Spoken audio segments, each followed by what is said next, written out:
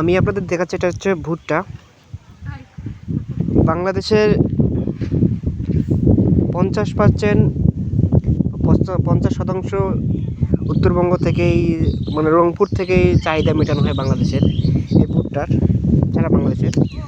আমি যেখান থেকে এখানে দাঁড়িয়ে আছি সেটা হচ্ছে তিস্তার পাড়। আমি এখানে দেখাচ্ছি আপনাদের তিস্তা পাড়ে মানুষের জীবনযাত্রা নিয়ে। খুবই সংগ্রামময় জীবন।